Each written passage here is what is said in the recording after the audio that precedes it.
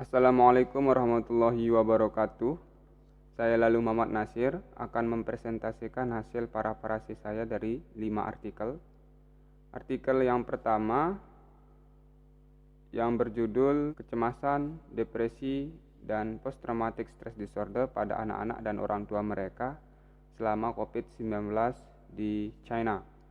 Background of the study: karantina menyebabkan gangguan psikologis seperti kecemasan, depresi, dan PTSD. Maka dari itu tujuan penelitian ini adalah untuk mengetahui gangguan psikologis pada anak-anak dan orang tua mereka selama wabah COVID-19 di China. Dan metodologi dari penelitian ini yakni menggunakan survei online dan dilakukan pengukuran yang terdiri dari skala kecemasan penilaian diri, dan yang kedua pusat studi epidemiologi skala depresi, dan yang ketiga self-rating depression scale, yang keempat PTSD checklist for DSM, yang kelima media exposure, maksudnya paparan media, yang terakhir demografi information.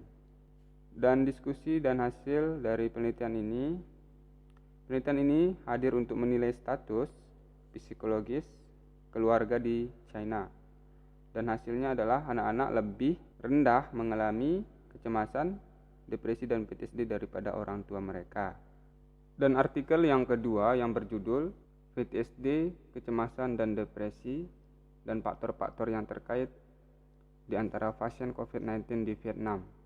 Background of the study: menyelidiki gangguan PTSD, kecemasan, dan depresi selama wabah COVID-19 di Vietnam. Tujuannya untuk mengetahui gangguan PTSD, kecemasan, dan depresi pada pasien COVID-19 di Vietnam. Metode penelitian yang di sini menggunakan studi cross-sectional online dengan menjawab 3 kuesioner, di antaranya dampak revisi skala peristiwa, yang kedua skala kecemasan dan depresi, dan yang ketiga model regresi logistik biner variabel.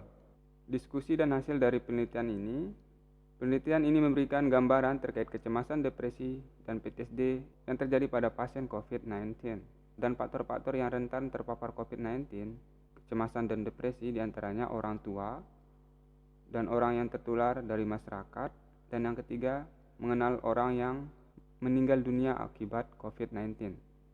Kesimpulan dari penelitian ini, respon dan dukungan mental dari keluarga sangat dibutuhkan guna mengurangi gejala gangguan mental tentunya.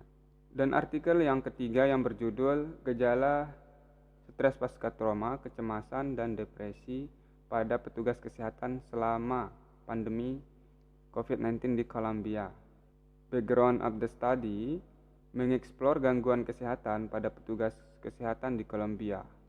Tujuannya melakukan studi cross-seksional mengenai tingkat gejala kesehatan mental pada petugas kesehatan di Colombia. Dan metodologinya menggunakan studi survei online dan diukur dengan 3 skala, diantaranya ini. Dan diskusi dan penelitian, maksudnya diskusi dan hasil dari penelitian ini membahas bagaimana tingkat kesehatan mental pada petugas kesehatan di rumah sakit di Colombia. Hasilnya, dokter berisiko lebih tinggi mengalami PTSD, kecemasan, dan depresi daripada perawat. Dan yang kedua, usia berpengaruh terhadap gejala kesehatan mental. Kesimpulan dari penelitian ini, petugas lebih rentan mengalami gangguan mental baik sebelum dan sesudah COVID-19.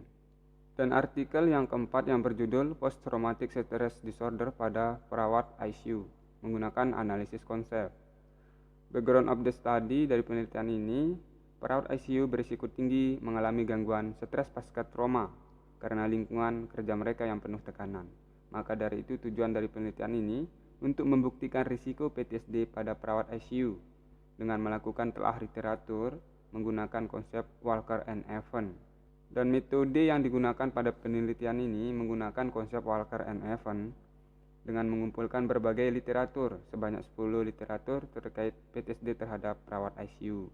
Dan diskusi dari penelitian ini hanya sedikit literatur yang membahas PTSD pada perawat ICU yang mengalami tekanan dalam bekerja. Dan hasilnya adalah penyebab PTSD pada perawat ICU itu karena lingkungan kerja mereka dengan penuh tekanan, tempat mereka mengalami gangguan traumatis. Dan yang terakhir, kurangnya dukungan dari manajer dan rekan kerja maupun pihak organisasi atau rumah sakit. Kesimpulan dari penelitian ini, diharuskan adanya kerjasama antara perawat, dokter maupun manajer dan pihak rumah sakit untuk mengurangi gejala gangguan mental atau PTSD pada perawat ICU. Dan artikel yang kelima yang berjudul Hubungan antara kesulitan regulasi emosi dan PTSD (Post Traumatic Stress Disorder) pada anggota Dinas Angkatan Bersenjata Jerman. Penelitian ini melatar belakanginya adalah berawal dari anggota bersenjata Jerman yang ditugaskan untuk ke luar negeri, dan anggota tersebut mengalami PTSD dan ada yang tidak. Maka dari itu penelitian ini hadir untuk menyelidiki antara hubungan regulasi emosi dan PTSD pada warga sipil. Tujuan dari penelitian ini untuk mengetahui hubungan antara kesulitan mengelola emosi dan PTSD pada warga sipil. Dan metodologi yang digunakan menggunakan analisis sekunder post hoc terhadap data yang dikumpulkan dan diuji coba menggunakan terkontrol secara acak. Diskusi dari penelitian ini membahas hubungan kesulitan mengelola emosi dan PTSD pada warga sipil. Dan hasilnya secara signifikan kesulitan dalam mengelola emosi dan PTSD berkaitan jika dilihat dari pengakuan sosial dan pengalaman, tapi bukan dari cedera moral. Kesimpulan dari penelitian ini, kesulitan dalam regulasi emosi dan PTSD berkaitan langsung dan tingkat PTSD pada warga sipil. Oke, sekian dari presentasi saya kali ini. Mohon maaf jika ada kekurangan. Wassalamualaikum warahmatullahi wabarakatuh.